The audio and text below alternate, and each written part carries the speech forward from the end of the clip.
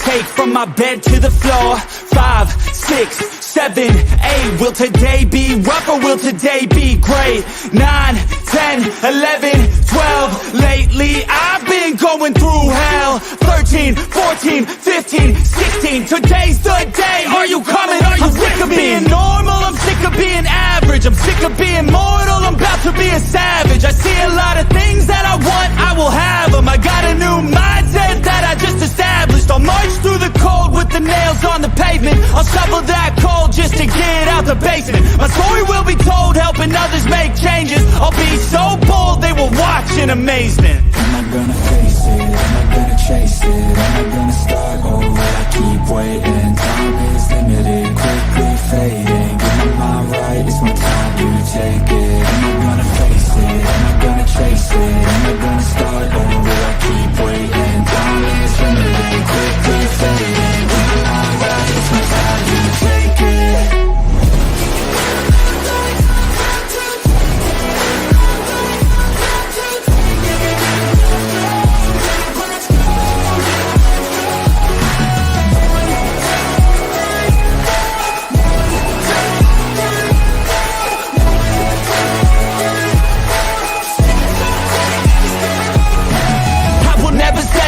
Foot up on the pedal, pushing hard to the metal. Make a deal with the devil. Channel rage through my vessel into something that is special. Energy of a rebel, going up a level. I just wanna be greatness. I can feel changes. Turn a new page and tie up my laces. I will be the bravest. Break out of my cages. I will not be nameless. I will not be aimless. Am I gonna chase it? Am I gonna start over? I keep waiting. Time is limited, quickly fading. Get my mind right, it's my time to take it. Am I gonna face it? Am I gonna chase it? Am I gonna start over? I keep waiting. Time is limited, quickly fading. Get my mind right, it's my time to take it.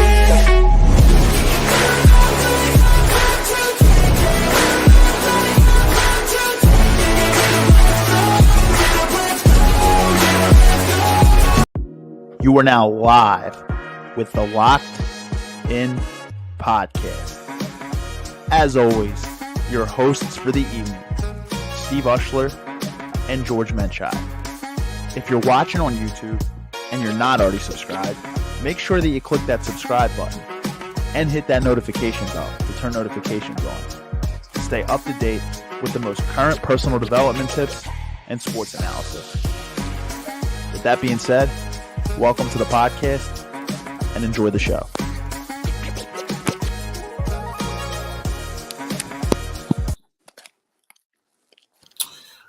What's going on, everybody? Welcome back to the Locked In Podcast. George, I'll let you take it, brother.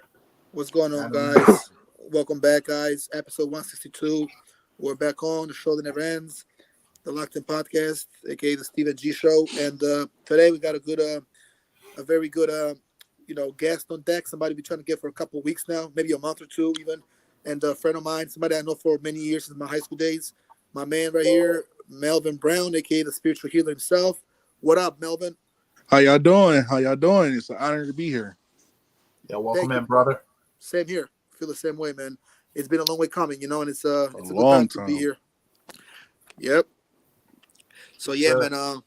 We kind of we're happy to have you here on the show, bro. And as per usual, we do is we kind of we start the show in a nice formal way. We kind of mess around a little. We might fuck around, say some jokes, but we kind of go into it as well. And throughout the show, some people will probably comment in or possibly even, join us. Sometimes some people might call in or usually comment in through the StreamYard. And we, we kind of acknowledge what we do. The people that come in and they usually kind of follow the process of the show as we go. And yeah, man, it's gonna be a good show because we plan on going for a nice amount. And I think we have some good stuff to talk about. And it's exciting. I'm excited. So I'm excited too. Yeah. Excited to have you on, man. Good. All right. Yeah, this is going to be a great episode. Like George said, it's a long time coming. You know what I mean? It's my first time meeting you, Melvin. So I know we just met today, man. But yeah, I'm excited for this topic. I know you and George have known each other for a little bit, so I'm excited to hear some of y'all's stories. I know George said y'all got some stories for sure. So I'm sure y'all be sharing. It's going to be a very free flowing episode. You know what I mean? Yeah. A lot of the episodes are so. Yeah, man, I'm excited to get right into it, man. All right. Let's 162. get right into Let's it. go. Yeah, let's do it. So, and again, I'll kind of do a little bit of conduction. Usually, me and Steve take our turns with it, but I'll have Steve hit some stuff as well. Any questions? And then, of course, Keith. Melvin. Just let me know. If you don't want to kind of like jump in at any point. If you have any questions for us, we got you, and that's how we're gonna do it. So let's start from the top real quick, man. How did you get into the spiritual healing type of realm, and how did you even start like being like an advisor and a helper? Well, me being in the spiritual realm, I was just an ignorant person. I was in college having a good time. I was always spiritual. I had family members that were spiritual, like my great grandmom, God bless her soul.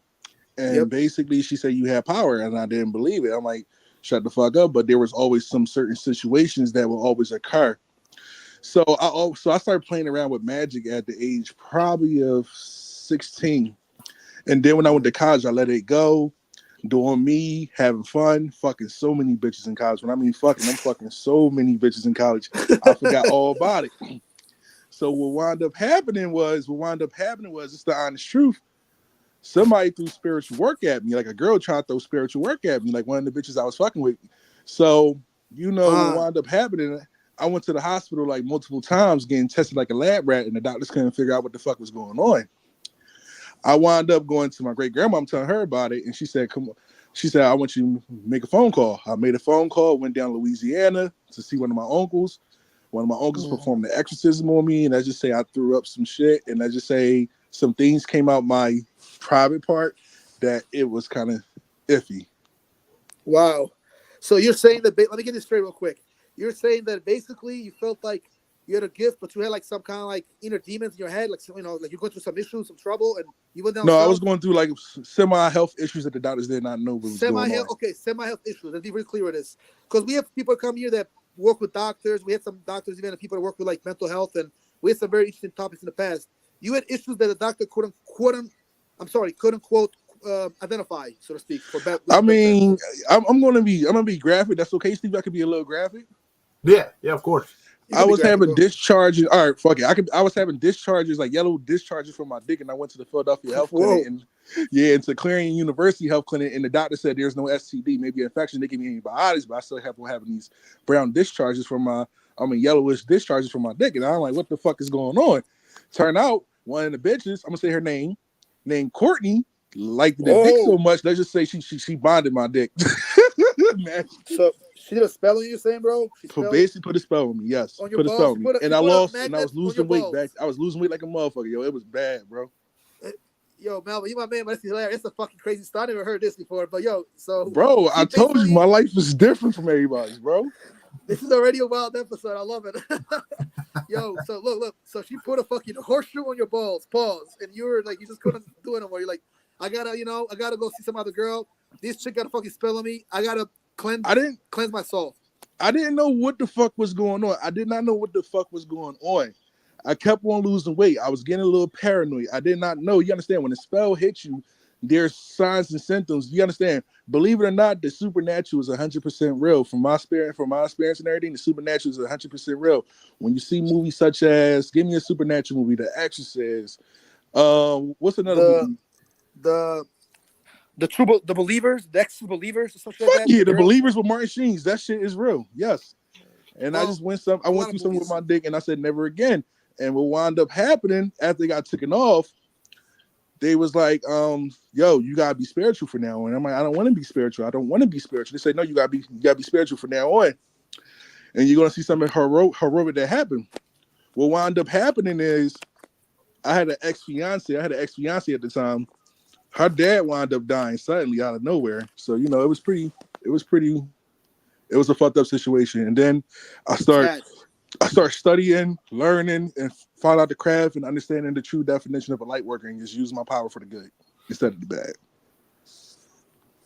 Wow. So that's a good story, man. It's crazy, but I mean, and again, guys, I know some, guys here probably don't really believe in stuff like this or don't see it the same way. Mm-hmm. That's fine if you have different beliefs, but from my experiences, I heard about stuff like this. I know girls have done this, and guys have, done some mental stuff to try to get somebody back or get at somebody. There's girls that believe. A lot of girls actually believe in stuff like that, and it's fine. I believe in it too. The Puerto Ricans. Well, yeah. Well, that's the case. I mean, Everybody from the Puerto Ricans to the Sicilian women to the Haitians to the Americans. Courtney was Puerto Rican. Courtney was Puerto Rican.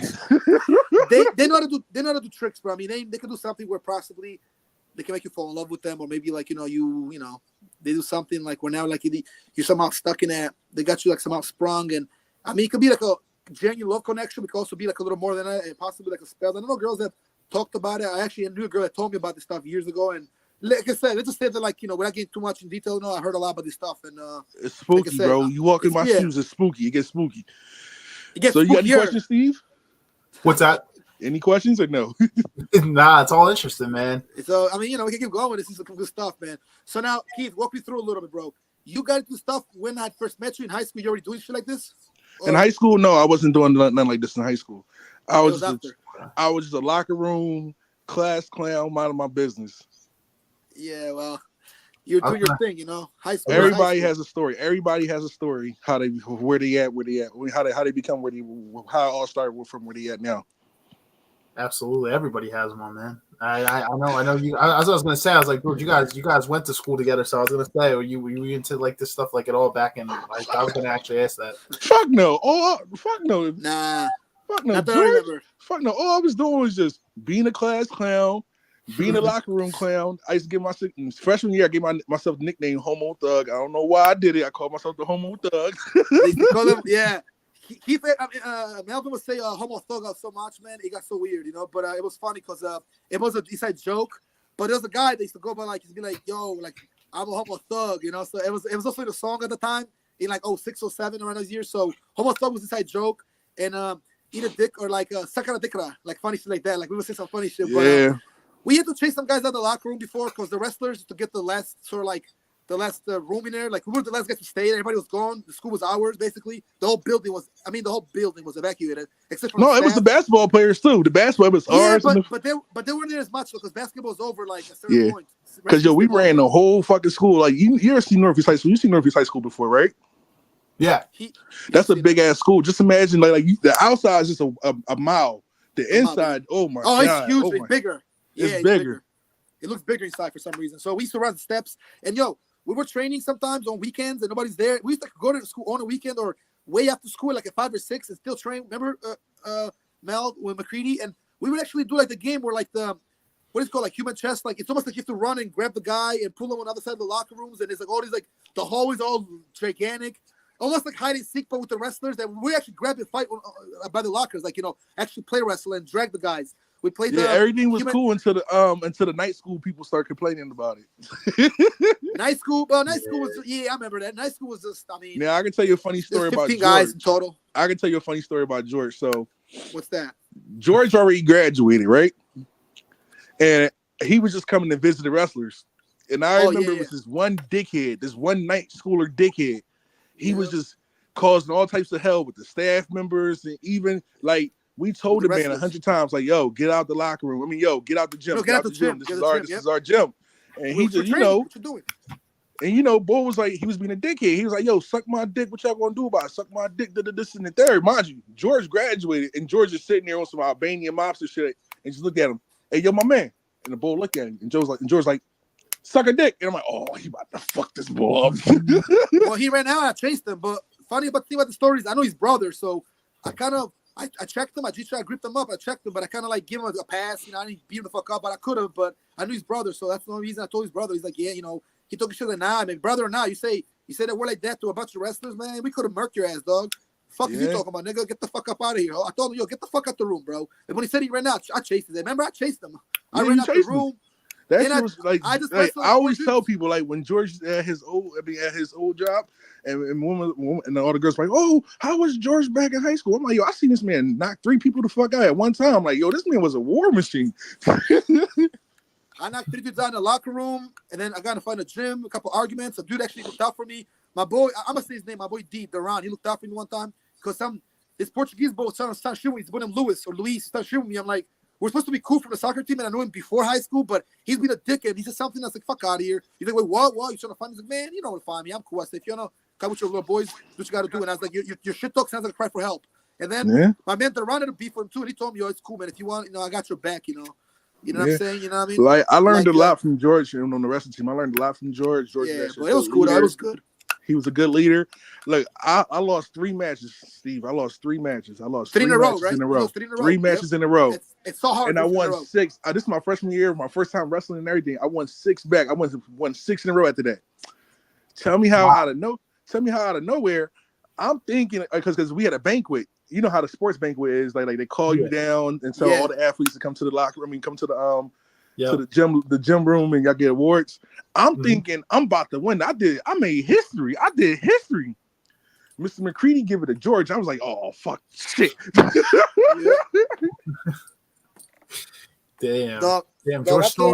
Damn, George, why you stealing awards out here? No, George was a senior. That's why he was a senior, and I'm like, damn, fuck. Bro, I stole the award. I got to the late as it is. I was the wrestler of the year and the rest of the season. I still got it in my basement, that word. It picks up dust every now and then. I'm dusted real quick.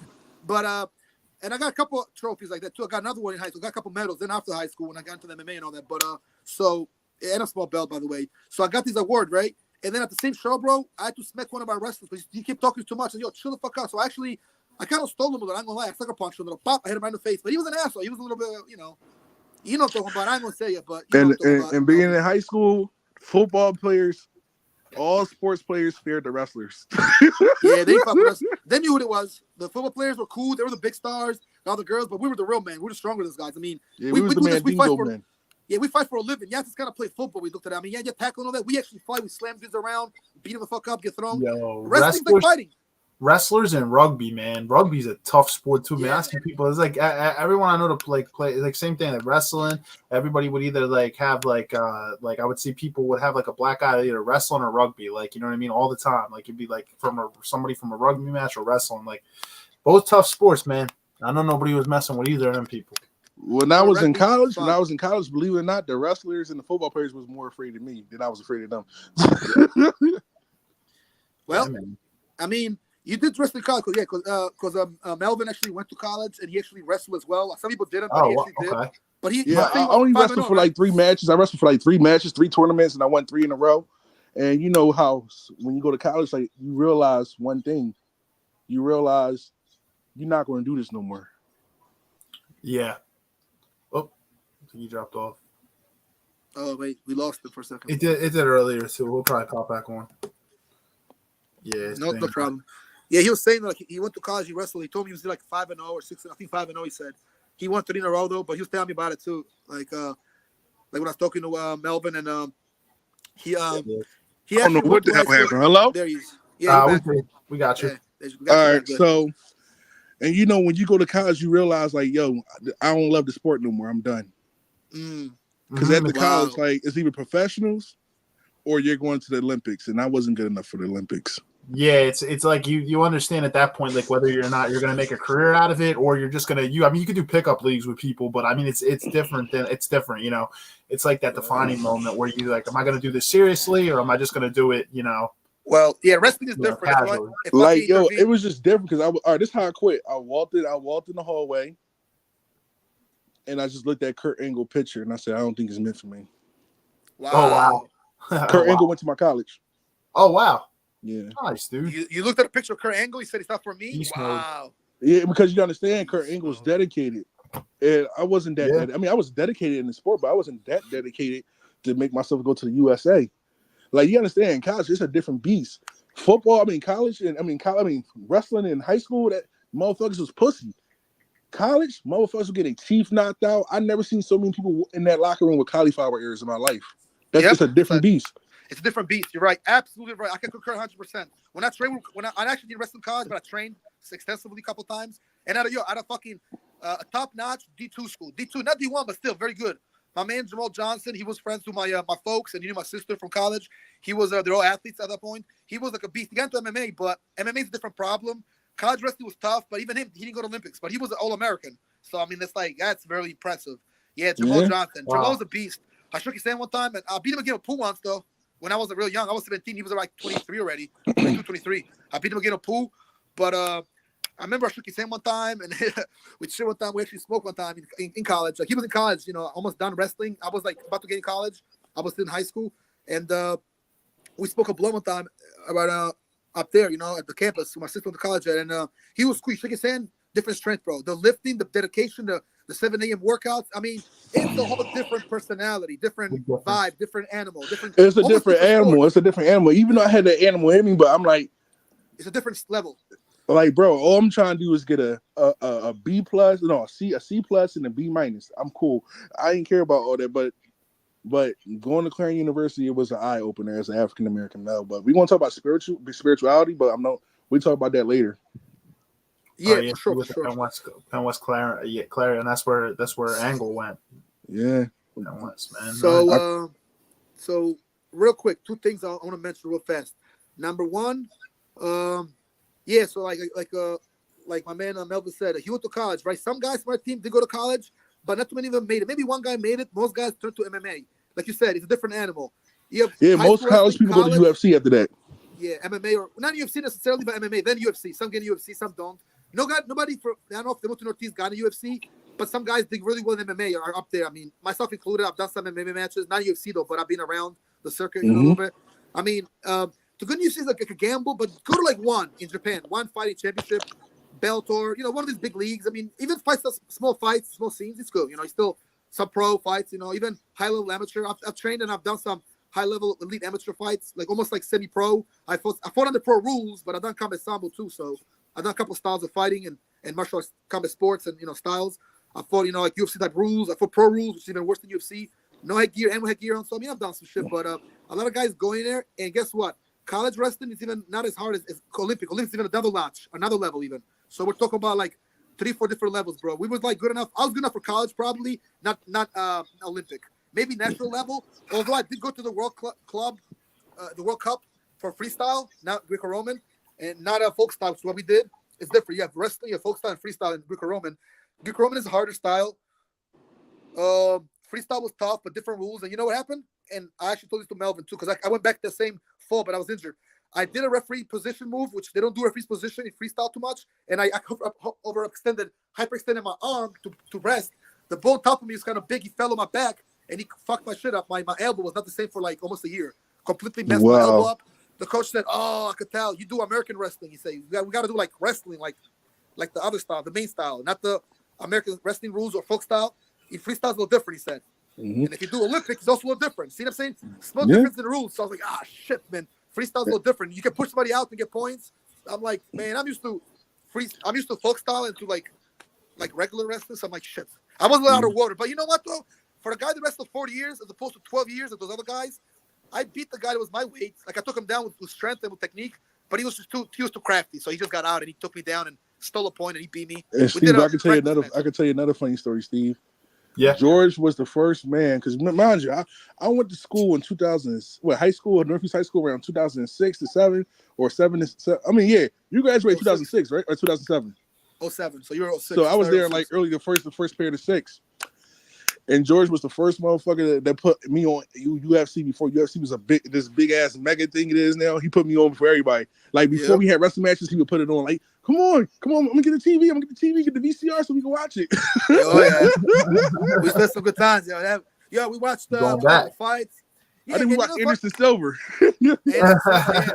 We're watching like Tito Ortiz, Vitor Belfort, Tito Ortiz, Ken Shamrock, and then we watched the Chuck Liddell fights and like Melvin fucked with like Tito Ortiz and Chuck Liddell, and Couture was the man back then because all these two guys weren't there. So like we watched the one fight. And remember Kenny Richmond? As soon as the fight was done, he's like, all right, guys, come on, turn it off, back to practice. He was all about like he was trying to practice. Like I get it, but I'm like, Kenny, you're the guy that does this shit, and your dad got me into this, so it was hilarious. But so let's talk about spirituality. He put his energy in wrestling, so you get good at that. So any spiritual questions or no?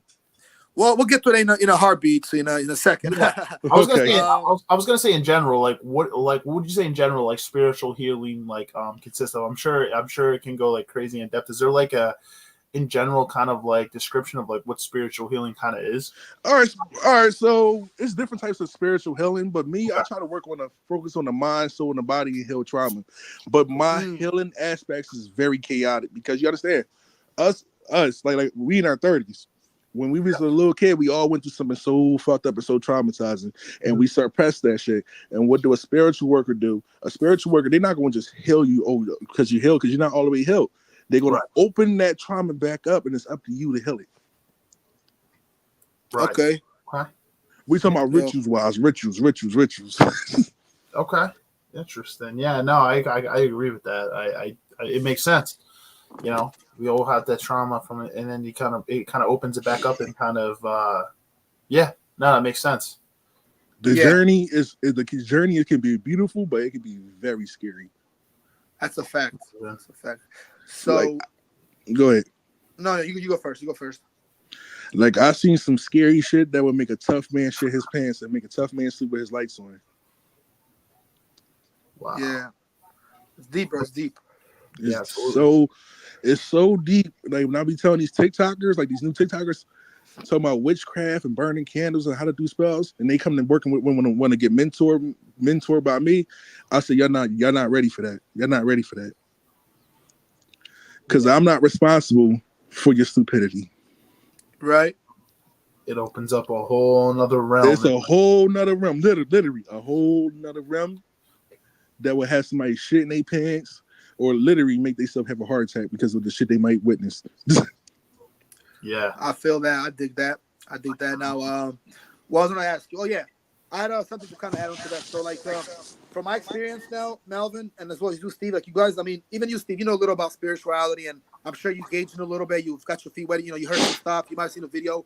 But from what I know, people that talk to similar to you, Melvin, they're like, they're like into like spirituality, healers, spiritual healers. So it could be, it's like a very diversity of like different, like, it could be a guy that just talks to people, a guy that's got a good stare, might look at you in the eye and tell you.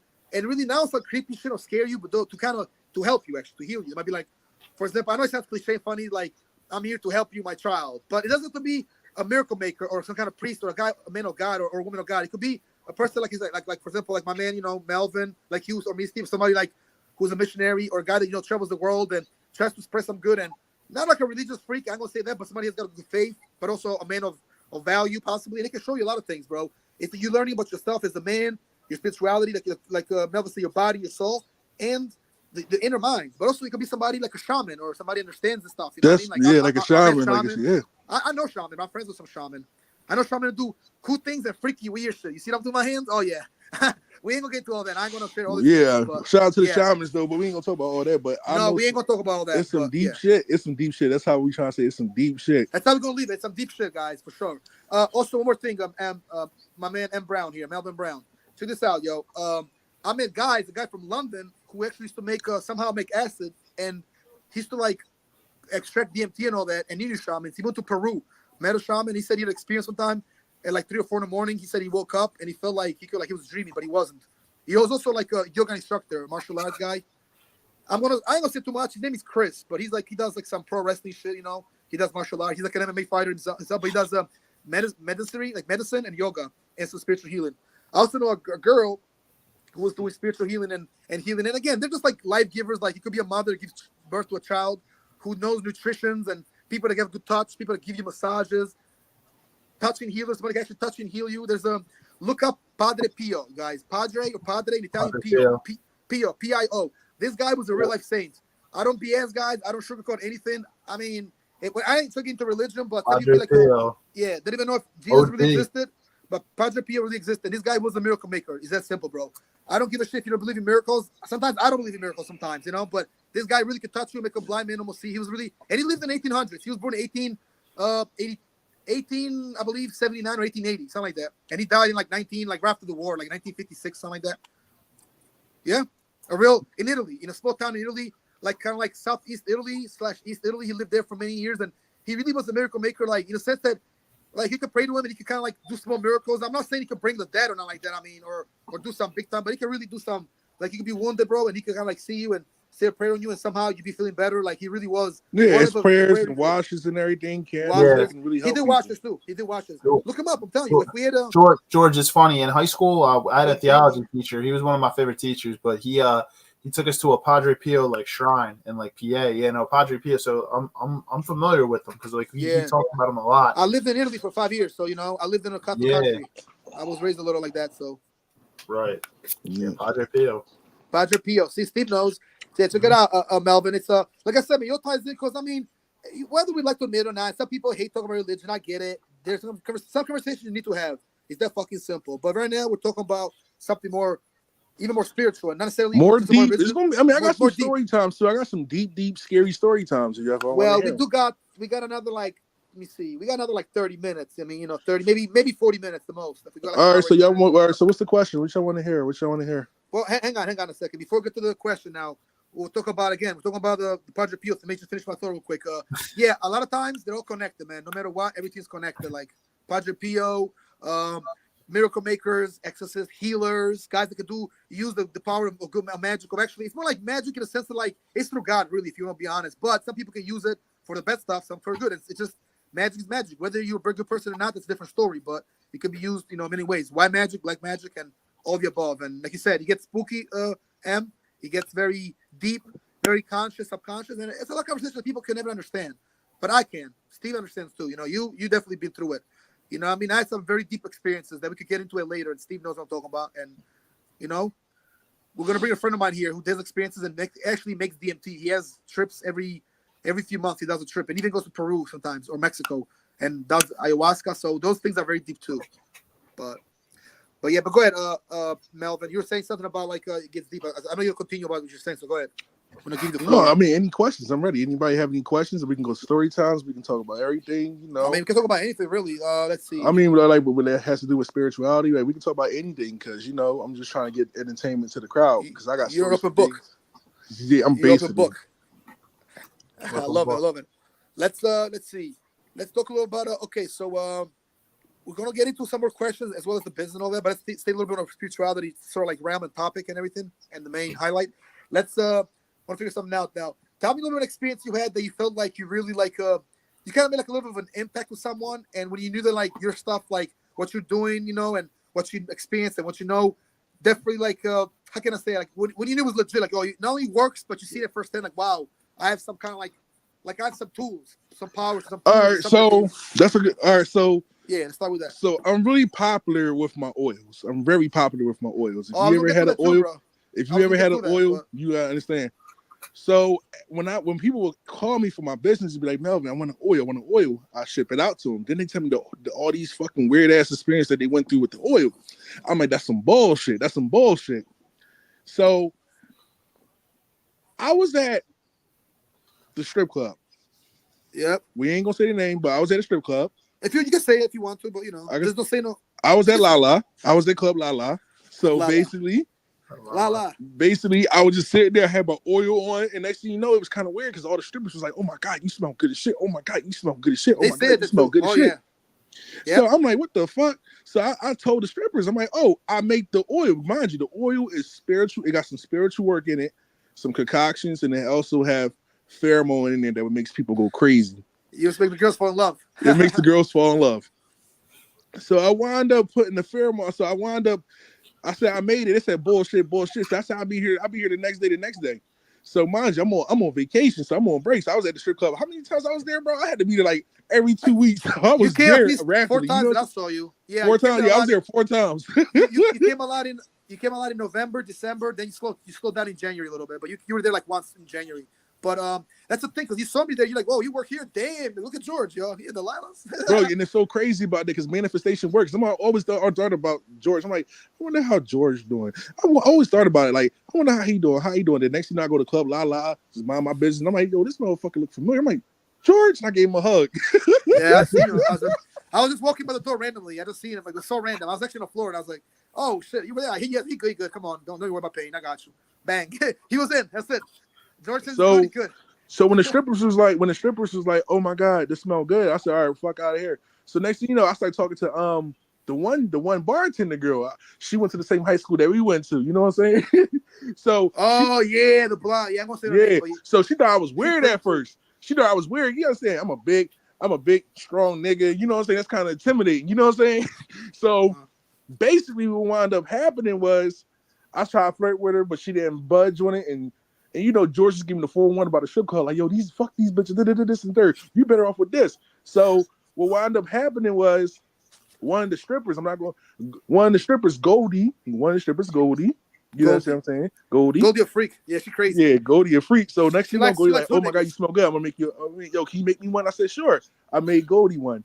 Now mind you, It was spells inside the oil. It was a lot of concoctions inside the oil for her to get money, men go crazy over her, and be sexually addicted to her. Mine's just a strip club. She wore the shit, and I'm watching it. I'm like, oh shit, niggas in there making it rain on her. Like, I don't know. Before her first dance, nobody wasn't making it rain dance. Soon I gave her the oil, motherfuckers was making it rain. I'm like, oh shit, she got more money. Leprechauns in the hood shit. So her friend was like, oh my god, you smell so good. And Jody looked at me. I mean, Goldie looked at me. She was like, can she try? I'm like, yeah, go ahead. The first time she danced on that joint, she didn't get no dance. I mean, she didn't get no money. Soon as she put the oil on, motherfuckers let that shit fly. Woo! Yo, they let them things fly. That shit was crazy. The power of magic. Yeah. And I'm like, oh shit. And then next too, thing you know, everybody, the bartenders, the security guards, everybody wanted the oil. And I said, you know what, fuck, I'm using my advantage and start giving them all the fucking oil to a point that I don't even have to pay for a soda no more. I can just ask for a soda and they just give it to me. I'm like kind of like a mini king in that place. It's kind of like, it's like it all worked out. You know, he came in there, Lila's, everything was cool. He knew some girls there. No, he obviously knew me. So, you know, and I told him to the cool ones were like, we met this one girl. Her name is Water. Like we'll call her Water. Water's a cool chick. She's kind of wild, you know, big eyes, really friendly. And she told him when I wasn't there, they're like, oh yeah, no, George, it's my man. And she told him some stories. And then we talked. She's like, I met your man Melvin. Like, oh yeah, he cool. I said, come. And I was like, yo, check out the oil. So it's like I spread the word, but he was doing good marketing. See, it's a smart idea, Melvin. You went out there, and the food girls were cool. The waitresses, I mean, they're really cool. Even the non-strippers, they're like they worked at the females. They like the smell, and I put it on once, and it smells good. But my let's just say like some of the ladies in my family didn't like it. They're like, oh, it smells so fucking strong. It's terrible. Give away, go out. So I said, you know what? I'm gonna go to my spot. So I left my parents' spot middle of the night. I went to my spot in Albany. Then I drove an hour away somewhere else. Then I went to Airbnb, courtesy again. You know, I called the chick Water. You know, I got somebody's number that I lost the same day, unfortunately, but I got his number back. My man's hooked me up with some, you know, spots. So I stayed out there because I mean, if my freaking deodorant, perfume, whatever oil that you fucking gave me, Melvin, I don't know what the hell you gave me. Some shit. It's good though. It works. If the people in my house don't like it, I'm not staying there to get nagged. You know what I mean? Mm-hmm. My mom making up, my parents making up. I'm out. Go to my spot, bro. You know what I mean? So, and I said, fuck this. I'm a little lonely here. I'm going to my other spot. So I went to the Airbnb. I chilled. And balcony, that oil nice became a number one spot in the strip club. And at the oil. It became a number one. Also, it's close. Like it was so close to the like before in the strip club, everybody looked at me as a creepy man. They always had 100. Like I always come to the club like, well, I'm a cheap ass motherfucker. So I come in here with like 200, 250 at the most. But you don't spend crazy though. I didn't see you throw a lot of money like that though. You know what I mean? No, because I remember the one girl I had a date on. I mean, oh yeah, with the oil I had a date. I had a date the same day, and I met her at the strip club. Wow, you met her at the strip club? Remember the black joint at the strip club? And you're like, what you doing, Melvin? I'm like, nah, I'm just talking to this girl. Yeah, that was like basically a date. You know what I'm saying? Yeah. Which black girl? Talking about Winona, the little John? No, the one that be coming down there spending money on the strippers. Like, you know what I'm saying? We just start spending money in church, like, you know, vibing a little bit and everything. I kissed her on the cheek, so I'm assuming it's a date. Well, you'll be cute girls that come there and spend money on the girls too, like actual females there. And then they're not lesbians or nothing. They're just like strippers and like to spend money. And they're straight, but they also sound like they swing both ways. And then there's actually strippers that swing both ways, but like guys and girls, but they don't qualify or identify as lesbian, but some of them are, but they're kind of like both ways. The girls are crazy. Goldie, the girl Water, Ophelia, all these girls, you know. And I put some code names, you know, but you know, they know who they are. But yeah, they got some crazy names. Wow, they're professional money. They're professional money getters. They just because they don't just make money, they get money somehow. But this is how I really knew it worked. I'm gonna tell you a funny story. This is how I really knew the oil was working. So it was this one stripper, right? She wear glasses. She light skin. She real beautiful. So I say, yo, since Water not here, I want to give you the oil because I made a great oil for Water. Water wasn't there. She never be there. I don't know why. She barely. Yeah, Water's the weirdo. She doesn't come enough. Water, get your ass to the club and work. Yeah, so I said, fuck it, it's yours. It's your blessing. So she wore it. Soon as she wear it, the guy say, yo, can I get a lap dance? She get a lap dance and shit, right? I mean, she get like money. Like lap dance is like $60 a song, right? And she was back there for at least a half an hour. So you do the math. That's a lot of money. Yeah. So she made a couple songs. She made like 200 at least 200. And then she come back like, Melvin, yo, this shit fucking work. I'm like, what you mean? What happened? This motherfucker being weird. Talking about, do I smell? Do I smell funky? He want to smell me and shit. Like that was some wild shit. Like you understand, it's a pheromone and it's spiritual and like supposed to make motherfuckers go crazy over you. But that motherfucker was a little too crazy for her. So basically, you attract women or guys. If you're a girl, guys like you work, you smell better. and there's some kind of potent stuff plus some spell you must have put in there. And if a guy puts it on, girls might like you more. I mean, I'm gonna lie, but when I had it on, some girls did say I smell really good though, and I had some spray too though. I mean, I always smell good to the girls there because they hug you a lot there and they hug me all the time, so they all smell good. But when I got like that thing on, it's just different. It's like nothing else, but it's like a special. It's like some kind of ocean potion, some kind of shit you put on there. I don't know, like what the fuck you did. I was like, oh, it's a magical potion. I could dig it. I said, well, I still, bro, I only used it once, and it still works. So I mean, but Any the girl other there, Steve? Do you have any questions? Goldie texted me. She told me about that, and she even told me about True. What? So like that's a crazy. So what's like on top of like I was gonna say on top of the club. What like other like crazy stories do you have? I'm sure you have. Do you have like one that's like your craziest like? All right, so we're gonna call this story a love spell that went wrong. All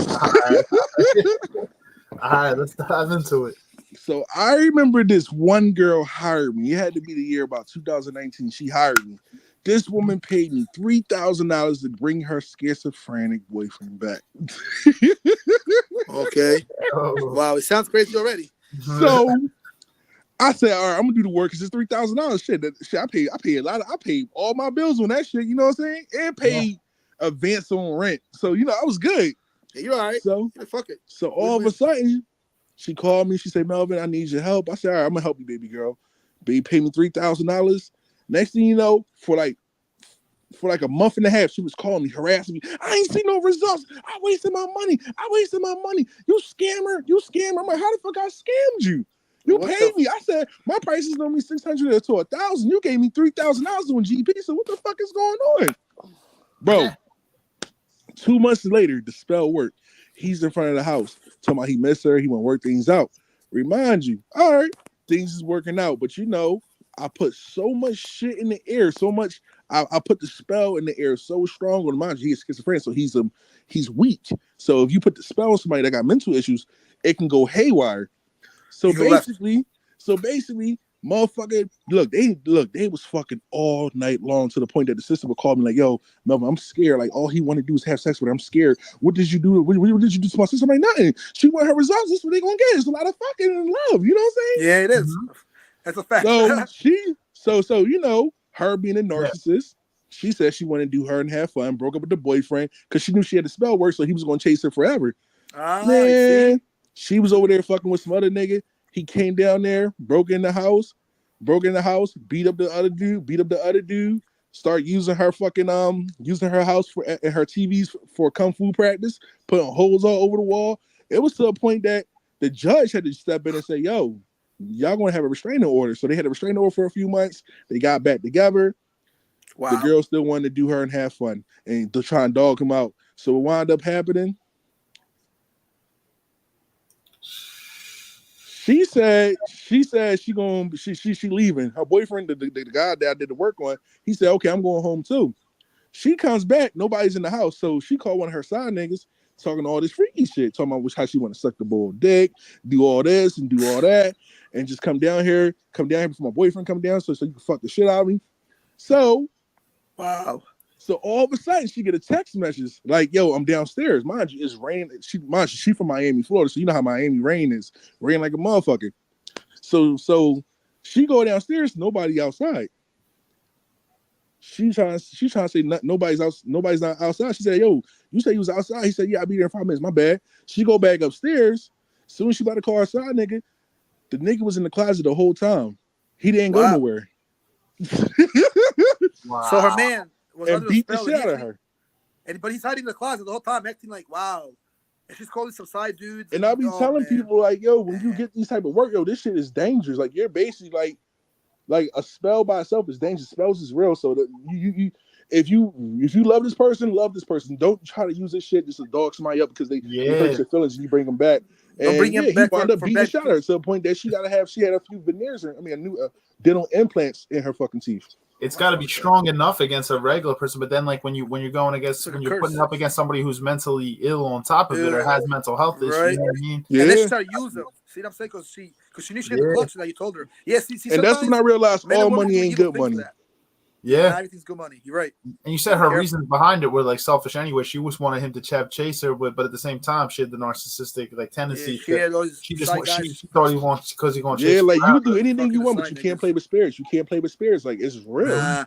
But also spiritual ties, spirit ties. A girl told me about this. Spirit ties, like if you're fucking the same girl, bro, you have a girlfriend. That's why a lot of times, if you notice, like you break up with her, and people be like, "Oh, I hate that bitch and all that," but you like the pussy. They say, right? But no, it's not just that you like the pussy. You call feelings. You have spiritual ties. See, you know about that. Steve probably knows a little about that too. He's heard about it. Some guys have no idea. Even some girls. A girl put me onto this, like maybe like 3 years ago, about spiritual ties. Because I actually had some feelings towards a few of my exes, and she told me it takes like 7 years sometimes to lose that. Yeah. But sometimes you still have admiration and some kind of a little love for. What happened? George must have left. George just popped out. I guess we're back in But I understand second. when he's talking about the spiritual ties and shit. You know what I'm saying? Yeah. That's what he was talking about, man. But that story is crazy, man. I can imagine, man. I got way crazier stories than that. Bro. All right, man. Let's hear something, man. I was gonna say, I just like you don't play with spirits, man. You just don't do it.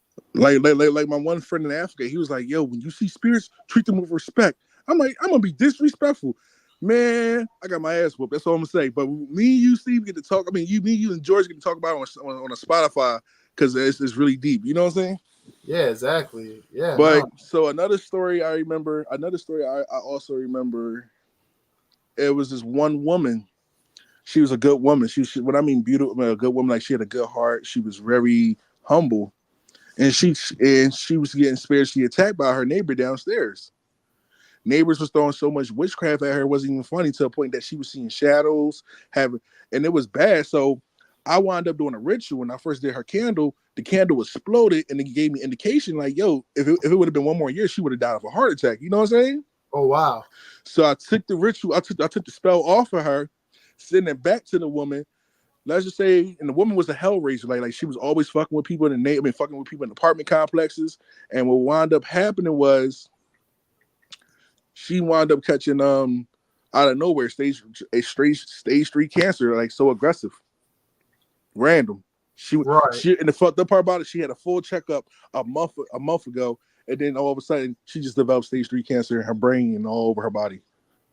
Wow. Unbelievable. That's crazy. She died then, but she dead now. But you can't be throwing rituals at people. I be telling people like, yo, you can't just be throwing rituals at people because over something petty. Like it has to be something of mercy. Like somebody trying to make you homeless or somebody trying to hurt you, put your family in harm's way. Then you can take it to that level. But that shit fuck with me just to see how fast spirits can work. That shit fuck with me. Like damn. Yeah. Wow. That's insane, man. I can't even imagine. So she died from that? Yeah, not my client, but her neighbor died from that. Yep. Being nice to her all of a sudden, talking about like, do you believe in God? And the woman started, when she was downstairs in her house, she had like books about Satan and shit. Like that shit was crazy. Right. Is that why? Like I never understood the meaning behind it, but like the evil eye that people use, is that to like protect themselves from like it's to protect themselves and everything. It's to protect themselves and everything. But the woman downstairs, her neighbor had books about Satan, the devil. Like that shit was crazy, bro. That is really crazy. Wow. Yeah, it's just like the fact that like somebody just died over it. It's just crazy, man. That I just know for myself, like I don't know like a ton about spirituality. I know like a little bit about it, but I just know you don't mess with spirits, man. I that's something I'll never ever mess with. Yeah, you don't mess with them. Like these TikTokers. I remember this one TikToker, he tried to come to me because he became a full-blown schizophrenic playing with them books. Playing with books. Like just reading books. Like when you do magic, like bro, you gotta get trained. You just can't jump the gun and jump the boat head first. And he was a full-blown schizophrenic. I'm like, bro, I can't help you, but everybody turning me down. Or what was the spells that she was doing? Oh, I was doing destruction in everybody. Bro, you can't do that. What did they do anything? No. Yeah. What was you doing it for? Yeah, it backfired on you. Now let's just say, Steve, you have a grandmother, right? You have a grandmother, right, Steve? Yep. She about to lose her house, and you see all the evilness and corruption that's going on with your grandma's house. Then you got every fucking right to strike at them. Yeah. Wow, man. This. So I'm trying to get George back in here, but I was gonna say, like, what's like something like so like I know like the oils and stuff like that. So out of the dark stories, like what's like a positive like impact like you would say like with like spirituality, like what's a positive experience you had with it, like one of your like I don't know if you have like certain ones that come to mind or A positive one was it was this woman that I was working with. She lost everything. She lost her house, her car, her health has been borderline, and it took me 3 years to get it together. And basically, I told her to bear with me, and I did the ritual. She got her kids back, she got a new man that's a multi-millionaire, but she's living happy now. Wow. Okay, man. Wow.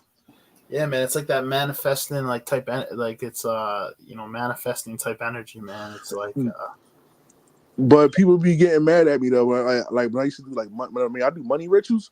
Like my money rituals is different from everybody's money rituals. My money rituals is meant to break you down. Like you asking for wealth, and fortune. What's going to happen is you're working at that 9 to 5. You're going to get fired from that 9 to 5. You're going to lose everything all around you, and you got to start. How you going to start to be rich? And some people don't pass that test. Yeah, that's the thing. It's like I don't think it's like something that. Yeah, people don't think about that though. They think like, oh yeah, I'm just gonna receive like a pile of money the next day. No. No, it can work like that. Like magic, you know a little bit about magic. Magic is tricky. Yeah, asking the universe for some money is tricky. You can ask the universe like, oh, I want this amount of money, and next thing you know, you do the ritual. Ding, ding, ding, ding. Your mom just dropped dead. Then you find out she got like $5.6 million in insurance claim, and that's what you ask for in the universe. It's tricky. That's true. See, it's like you lost something else in order to get it. So it's not all like it's not all cut and dry. It's like, you know what I mean? Like I remember I seen something before. It's obviously it wasn't real, but it's something like how to it is like they gave a person 3 wishes.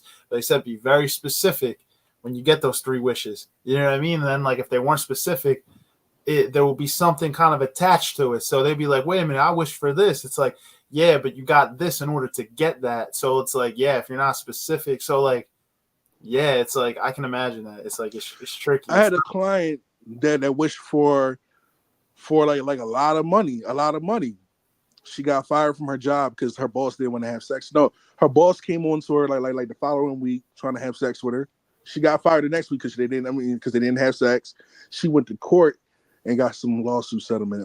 Got a lawsuit settlement. So you gotta be careful what you wish for. Yeah.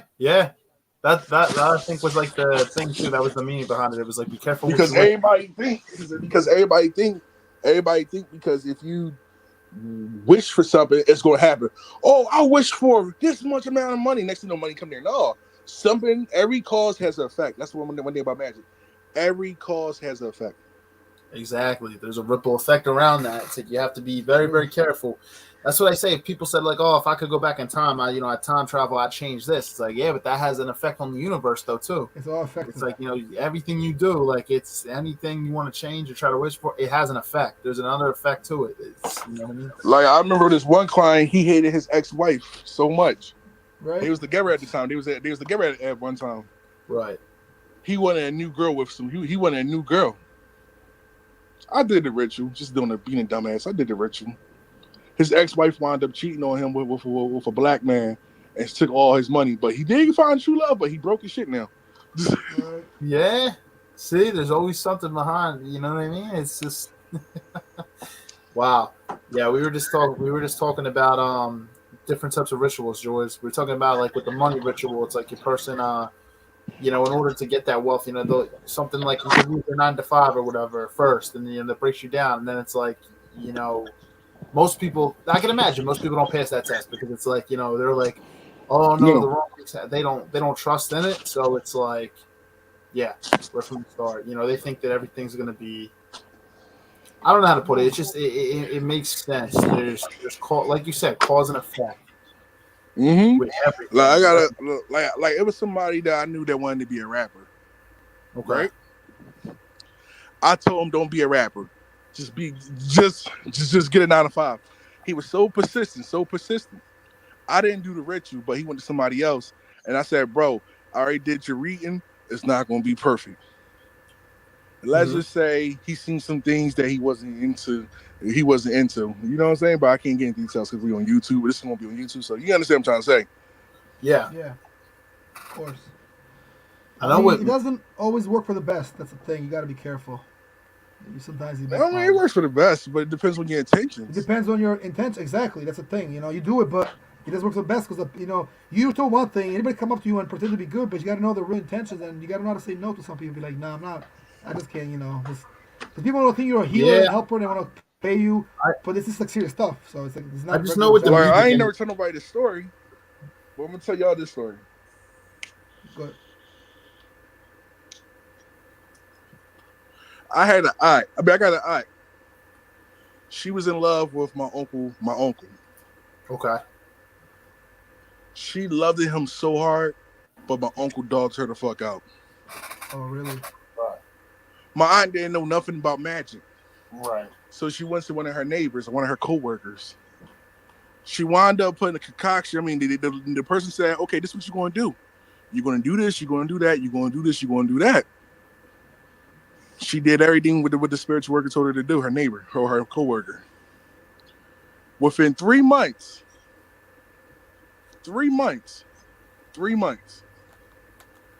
she was outside smoking weed.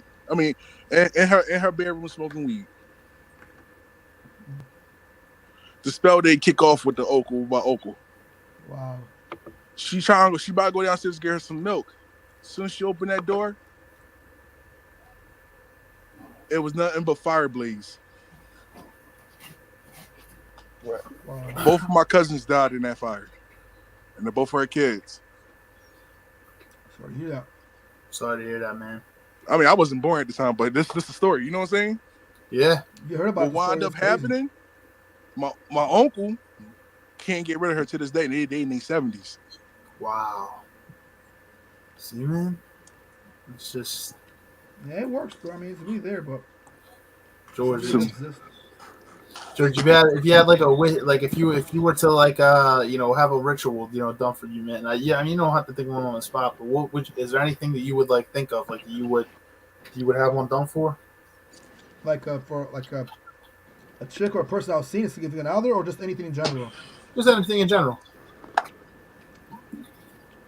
Yeah, do a kind of ritual to. It's a good question for sure. I would do a ritual to kind of give me a hand to spur some more marketing and eyes and awareness on my business, whatever we're doing, the podcast, my activities, my gym, my team. Yeah, that's what I would do. Because I would do this anyway. So if I get an extra hand, but some kind of divine hand or God intervention, somebody can pray for me to put some good. I guess good vibes in the air, good energy, good karma, and somebody. All right, but if it was that one wish, because I'm gonna give you the consequences and I'm gonna give you the blessings. What can happen? That one wish, what would it be? That's what you said. You said more eyes on you, right, for your business, different things. I'm I can already imagine with some of the with the good that could come with it, but I could also imagine the bad too. Yeah, you gotta look at the good and the bad when it comes to magic. Mm-hmm. Yeah, magic never comes in one way. You always gotta look at both sides. That is true. I heard about that too. Other magicians have told me that, but what was your wish? Like I said, man, it's hard to say, man. Just more prosperity for myself and my business, because I can help others. Because I can't help nobody if I can't help myself. No, but look, this is how I feel. When you do the positive work, you will get the blessing. But when you got what you got to go through, my friend, you're going to go through some bullshit. I bet. You want wealth, you want fortune, you be surprised. Your family going to turn against you. Your family might even try to X you out. That means kill you. They probably try to kill you. Your friends going to turn back against you. You're going to be lonely. You might got to be forced to move out of Philadelphia. And what you going to do then? You be wealthy. You'd be wealthy, but you'd be alone. You have new friends, but you don't have the same friends you grew up with. It's not the same. Right. Yeah. Makes sense. It's like my one friend told me, when you do spells, like real good spells, God gonna come in, and he gonna give you the test to see if you worthy.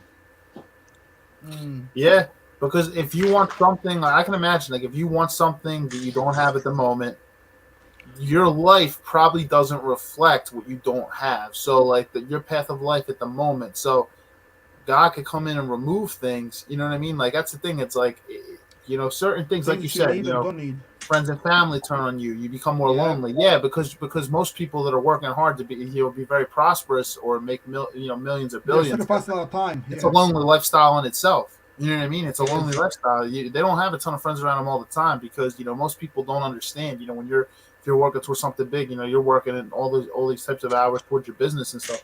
Most people, like, I'm just using that money as an example, but that's like the top 1% of people. Most people aren't working that hard, so they're not gonna understand that. They're like, oh, come on, come out, bro. Smoke, drink. You know what I mean? Do this. It's like, but True. you're working towards something. It's like, and then when you have money, like you said, friends and family can turn against you because they can either like hate on you. They'll be like, oh, why does that person have this? Jealousy, envy, or they just, I don't know, you don't have anything in common. They can turn against you. They can want what you have. I don't know. Sometimes they're not supportive either. Family members don't support you a lot of times. Not everybody's in your corner, man. Like everybody not gonna be in your corner. Like, bro, before God bless you, bro, before like you do that ritual, it's gonna be dark. Yeah, the darkness comes first. Mm-hmm. Just never know like the dark. Yeah, this is a little different. We had a buddy on here. One of my buddies came on, and he did like ketamine trials. Like it was like in a mental health office. And he said in order to rewire his mindset, different though, obviously not magic or anything, but he saw a lot of dark shit along the journey. During the 5 trials and the 5 tests, his whole spirit had to get broken down in order for him to get to the good. George, you remember that when Bill came on and he told us he walked through it. It was like his ketamine trials and everything. He saw some really dark shit. He described it the best as he could remember. But like the gloom and the horrific stuff he saw in the world before he left, he's like, if I would have left mid-session, like after session 3, he's like, his whole mindset would be horrible. But he had to go through all 5 sessions in order to get to the place. Prescribed by the doctor, right? He went there like with a doctor and everything. It was he went in an actual enclosed environment. You know what I mean? He wasn't out in public like doing ketamine that way. That's what he's supposed to be doing. Supposed to be doing the closing. I've done it before though. I've done ketamine before.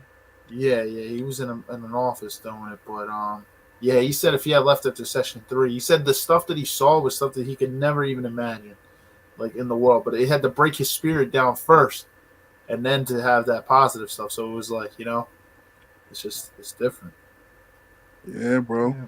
Spirituality is 10 minutes left, guys. I only got 10 minutes left just to be clear because I gotta go to work. So, but yeah, go ahead. You could continue. Go ahead. What are you saying, So, George. Tell everybody how everybody was acting with the oil since I left the strip club. Yeah, I'm telling you, bro. I was there the other night and shit, bro. It's been crazy. People were asking, but here's the thing. Unfortunately, a few people that might know you. I definitely know them staff that were there might not be there anymore. Like the one girl did leave, one girl got fired, and one girl got pregnant. But you know all these girls, so you would have seen them there. And again, word of mouth. It's that simple, bro. You give it to one girl. You sold 1 or 2 of them, possibly, maybe more. But then what happens is the one girl that got it, she told the other girl about it, and another girl got a free one. Then 2 girls bought it. You don't think out of 4 girls, that's 4 mouths. One girl could spread the rumor to 16 girls. So, yeah, they were talking, bro. I was hearing a lot of it. And at some point, as a matter of fact, some of them were like, yeah, something about G-Money's friend, George's friend, who talking about you. Talking about me, but about you, like you're George's friend. I'm like, oh, shit. So, I knew it was a little serious, but you know the thing is, I would say, after they kind of stop showing up as much, so it dies out a little. People don't really remember as much. If you start coming again now often, bro, they'll be on it again. But I'm not going back. I'm going back. You had some buzz. More often. Yeah, you had buzz. I love my money more than my bitches. Yeah, facts, man. Yes, man, sir. Don't even go there. Go there when you get a chance. I tell everybody, you don't gotta come. I appreciate you guys coming to see me or possibly coming to have a good time because I always look out for my friends. But don't even worry about coming, man. That place is not going anywhere. You heard? Like. It's been there for over 30 years and ain't going nowhere neither. That's for sure. So it definitely ain't going nowhere, man. So well, we gotta do another podcast. We gotta do one on the Spotify. Spotify is different. We use. Actually, this is on Spotify, but like you can see. Yeah, I know they're gonna use the anchor and everything because I want to talk about a deeper, scarier side. Since it's on YouTube, I had to be a little PG-13. I got you. You want to do just like one that's kind of like exclusive to like audio platform. I got you. Yeah, exclusive for audio. Maybe do a special event, a special edition with this, Steve. Because I really want y'all to see. I can't tell you everything. Remember that time, George? I was like, "Yo, this nigga following me." It was a reason behind that. We can do like because even though StreamYard does like we're doing a live stream, StreamYard also allows you to do like pre-recorded episodes, and then what you can do is you can like transfer them over to like the audio platform. So we can do like a pre-recorded one that doesn't live stream here, and then so it doesn't live stream right to YouTube. So you only do audio only. Record it and then send it and then post it on Spotify. at Anchor. Yeah, because I want to give y'all the exclusive. Like I told Steve some exclusive stories, and he got a little freaked out. Oh, really? Well, not everything is, again, for everything, especially on YouTube. Not everything's for the public or for like the masses, which is why sometimes some podcasts are even private. There's private, we gotta like join in to watch a podcast. If it's on YouTube, it's making money, but some of them are actually even not private. You gotta even have like they're doing it monetizing where you gotta have like a login to go to the podcast just to watch it. So, not to mention, a lot of people cut a lot of it short, or like Steve said, they pre-recorded. Like my one friend who works for the club, his name is Steve as well, ironically. Black guy named Steve. He pre-records his, but sometimes people feel like, let's listen to them, you don't like it, let's do like a rough draft. So they cut him, edit him a little bit, and what you hear on the final draft, and it's like a movie, what you see now in theaters, what you hear on YouTube or online, is not what they originally recorded because it's been cut up or changed around a little bit. And we've done this in the past. When we first started Melvin, we were pre-recording, but then after that we got to Zoom and then StreamYard. Game changer. And so we're happy to be here because StreamYard is different. More options. So yeah, much more. The only one it's picky with is Instagram, because Instagram it's its own thing. It doesn't let you stream multiple. Instagram, like for Instagram Live, you have to stream right through Instagram. And you gotta record it, save the live, and then put it like on YouTube somehow. So it doesn't. Yeah, Instagram is. Yeah, and we don't got no cell phone memory space for that shit. No. Yeah. Instagram doesn't jive with like anything. I think there might be workarounds, but they're tricky as hell. They're tricky as hell to like. You can do snippets. Like you do snippets in the show and put a quick video, even though you're not on video, obviously, but you can hear a voice. We can put like small segments, like Joe and them do all of this on IG and YouTube. But it's easy to go live on YouTube and Facebook and maybe others. Well, again, IG not so much. Live is different live. You can do like Twitch through here. You can do Twitch. Like there's other ones. Twitch is cool. Instagram, what about Periscope? Can you do Periscope, Steve? Periscope? You might be able to. I'd have to see. But Twitch, you probably do it. It's compatible with a lot of platforms, but not IG. For some reason, IG's not on it. Just strict, IG's different, so which is fine. Yeah. We promote a lot on IG. We have a whole page, and you can follow the page as well. We gotta follow you as well. We can definitely do an audio one because you can pre-record here, and you can save either the video and the audio, or just the audio. Like there's a way to just do the audio. Do both. You can move the audio to Spotify, Anchor, any of the audio platforms. So we'll definitely have to do one like a darker one, like through an audio platform, like through pre-recorded. Yeah, because it's gonna be more darker and uncut, pretty raw. Because I want y'all to understand like how deep this witchcraft is, and how scary it can actually be. Like you have a better chance of surviving in Vietnam with a water gun. Wow, that's so funny. He said a water gun. Yeah, I really want to hear it. I know I can imagine because I know that with black magic and the dark magic and all that stuff, you don't play with that for sure. But I can imagine. I'm a light worker, but damn, dark magic, that's a different beast, bro. That's a different world. Whole other thing. All the topic. Whole other thing. Yeah, it's another can of worms. Absolutely. I'm interested to hear. So yeah, we'll definitely do one. I'll let George. We'll all talk. We'll all talk in like a group or something. And because the reason I'm not going to be raw because of safety issue. That's why I said. Yeah, YouTube's picky. Yeah, YouTube. No, for safety issues, and my name ring bells in the streets, and that's why I said when y'all come on YouTube, like just put as spiritual worker or spiritual healer guest. Don't put Melvin Brown. Yeah, I told them we're good though, because on this one. Exactly. But man, we gotta do this interview one time. Yeah. And we gonna make this shit, and I'm gonna make sure y'all get your popcorn ready because I got stories out my ass. Well, you got stories for days, and so do we. So we can definitely collaborate again, bro, and maybe do an audio only, like a special type of event, like a special volume for this. George, we'll have to do it on a week where we shoot 2 episodes then, because I know obviously we have a lot through April. It'll be a special edition. Since he asked, we can do it on a different day. It doesn't have to be a Thursday. We can do it like a Wednesday on a different platform. Exactly. We'll promote it a little differently and do our weekly usual one. But yeah, that's fine. You can come back another week, Melvin, or you could do a special one only for audio. You did an audio because you never showed your face tonight, so it's fine. But obviously, you can see us, but you could do one like you said, like on Anchor. We could do that. Definitely. You're like an audio that's on Spotify. Yeah. We just gotta plan it in advance a little and have a day. Saying because of YouTube and Facebook. I know YouTube and Facebook are strict, like in their guidelines. Way too strict. I'm not worried about the guidelines. I'm worried about the people. You gotta say that. It's the reason why I don't show my face. I don't show my face because I'm ugly. Because I ain't ugly. I don't show my face because what motherfuckers can do with a picture. Yeah. Like all they gotta do is take your picture, and just do a ritual, and then now I gotta save y'all asses. Yeah, that's true. No, that's true. To be honest, yeah. That's why I said just put spiritual. Spiritual worker. Don't just put Melvin Brown. That's what I'm trying to tell you. Okay, yeah. Makes sense. Good, bro. We got you. But I mean, otherwise, like I said, we'll do some more promo next time, bro. We'll bring you in as well, show in probably maybe in a few months or a couple, in a month or two. Can bring you. We'll see how kind of everything goes because we have some guests lined up. But let's do an episode, audio only, and we'll talk behind the scenes. Either way, it's gonna be a good one, man. It was definitely good time. And so, how was the interview? Hope it was entertaining. It was good, in my opinion. It wasn't even an interview. It was more like a conversation. We don't do interviews, to be honest, but exactly. How was the conversation? Conversation was good. We liked it, man. Well, man, I'm interested to dive into even the deeper one now, man. You know, you got my mind working, so now I'm thinking, just get your questions together. We're gonna talk about the groupies, like why I don't fuck groupies no more. I ain't gonna lie, self-incriminating. I did fuck a few clients. Hey, I'm just human. We're human. You're human. We're all human. Mm-hmm. Like after I fucked her, like her target, like she been waiting for her lover to come back. After I had sex with her, her lover called her like, "What you doing? I've been thinking about you." Oh boy! Oh my god! Shit. Yeah. Jeez. Yo, but it's crazy now because her daughter want to have sex with me now. Yo, that shit crazy. That really is. Boy, I tell you what, power, yo, that shit is a trip. Yeah, man. It definitely is, man. Once you have it, you know what I mean? It's just right there. All right, so we're going to do this live in a few months or a month from now. So we'll do what we'll do is we'll figure out like this. We'll figure out a date to do the audio only. That could be in a few weeks, maybe next month, because it's like pretty close by in the near future. As far as bring you back for another episode like this, an actual official one, like a regular, not an audio, but just a big one. You can still, if you don't want to show your face, it's fine.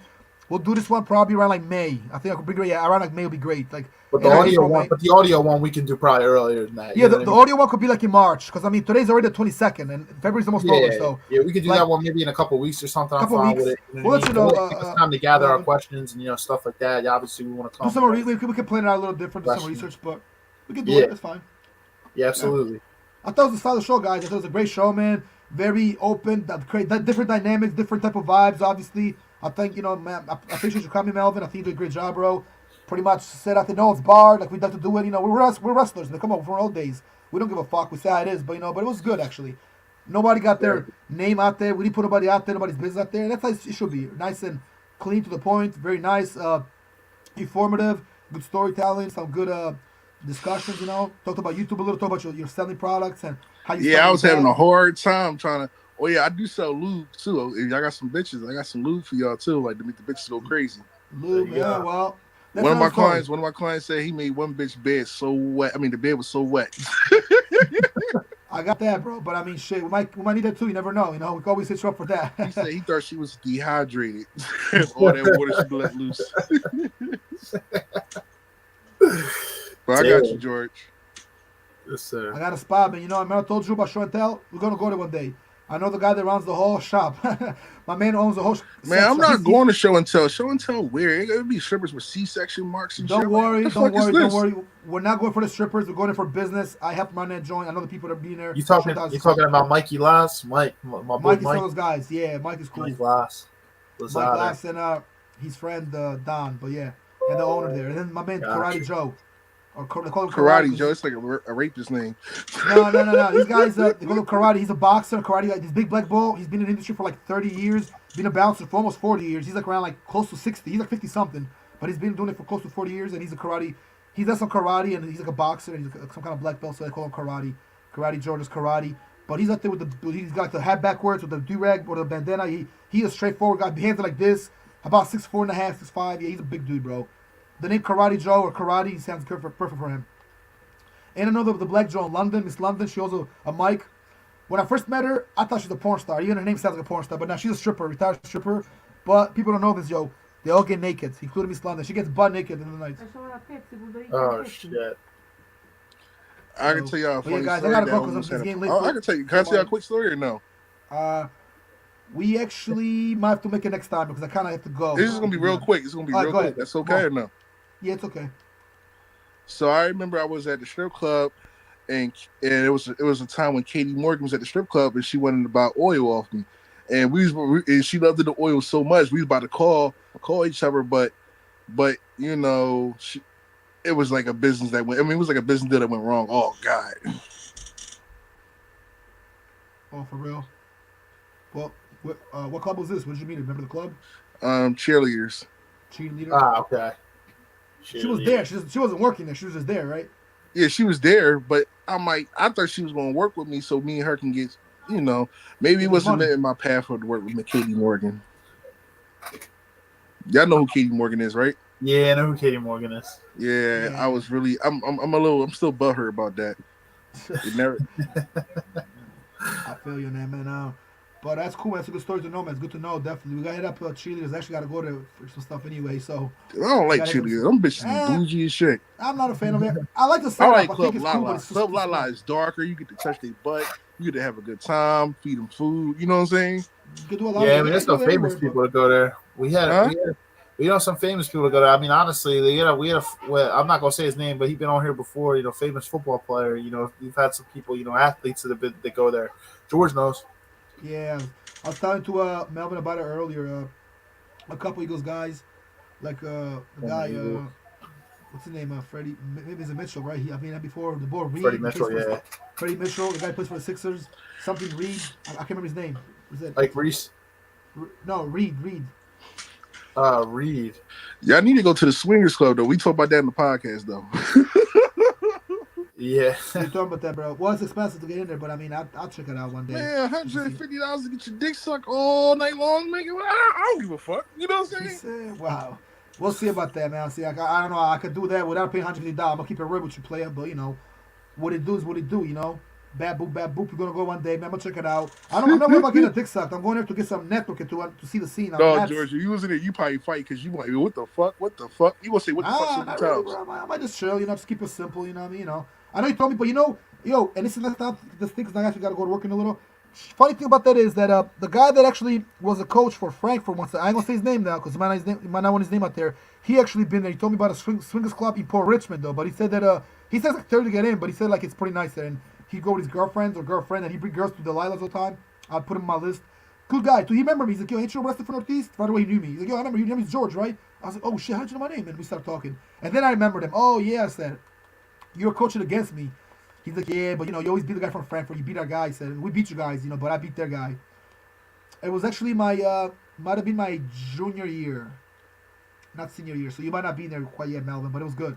It was like the year I was good that year, but I was better the next year. So yeah, it was actually my junior year. But the Frankfurt coach, he came to the Lilas. He was a young guy. He's only probably like 42, 43 comes, and he's pretty cool. Yeah. No, but he didn't talk, but you have mutual friends like Eddie Alvarez. He knows him too, the MMA fighter. So it's a small community in Philly. A lot of wrestlers know each other from like different schools. And who doesn't go to the Lilas? Come on, everybody goes there. It's be clear.